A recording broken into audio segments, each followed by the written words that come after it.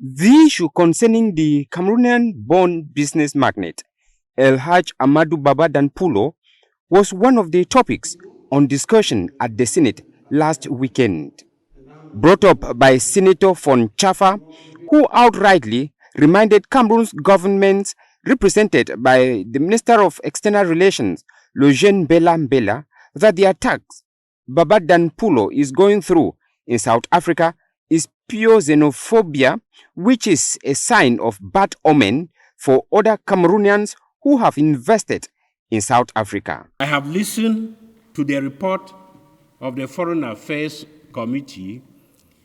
I still want to get further assurances from you that my government will do more, not only to protect Baba Danpullo, but to assure other Cameroonian investors in South Africa, because he is not the only investors. There are other smaller investors. If you let this go, wait for what will happen to the other Cameroonian investors who are in South Africa. This is a test case. They have tested to see what we'll do. If we remain silent, be ready to welcome other Cameroonians who have invested in South Africa back home empty-handed. So, Your Excellency, I would like to know what further measures my government is taking to redress the situation, to work what diplomatic channel.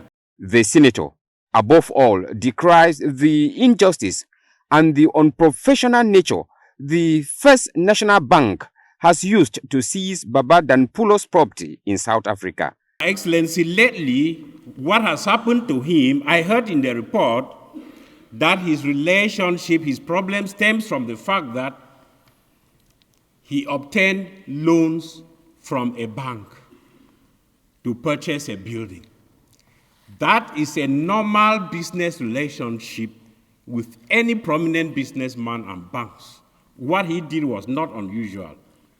You will not see any rich man in the world who doesn't take loans from banks. But the way he has been treated because of the repayment of this loan leaves us with a lot of doubts. And I begin to ask questions whether if Alhaji Baba Danpullo was a South African, the banks would have treated him the way he has been treated. I begin to ask questions whether if he was a South African, the Justice Department of South Africa would have handled his case the way they handled it. This brings in diplomatic angle to this fraudulent, inhuman, violent, and racist attack. Principle of international relations, Your Excellency, is based on reciprocity. Reciprocity means what? That in international intercourse, you give to each state what he gives to you. You treat the citizens of each state the way they treat your own citizens.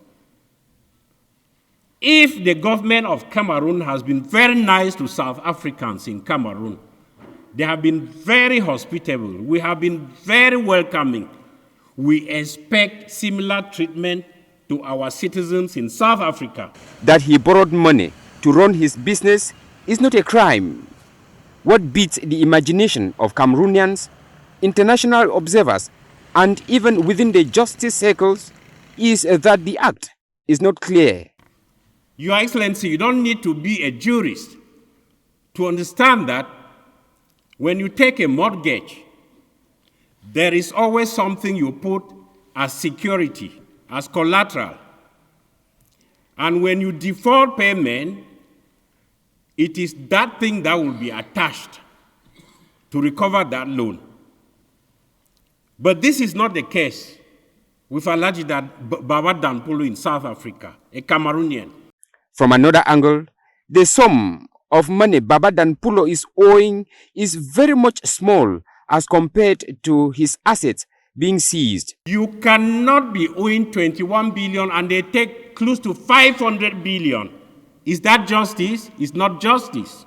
It should be indicated that the debt was not out of any bad intention to repay. He was and is ready to pay, but the mechanism put in place is not favorable. Defaulted payment for reasons best known in the economic world. We all know why. But he had the possibility to redress the loans, but he was refused that opportunity. Minister Logène Bella, in response, indicated that the government is working on the case for a solution.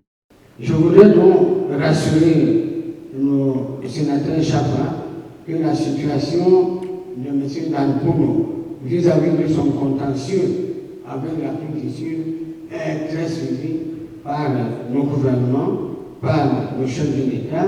Et comme il vous a été dit dans le rapport qui nous est présenté, le président de la République a multiplié des gestes en direction de l'Afrique du Sud pour permettre que ce problème soit traité en toute équité.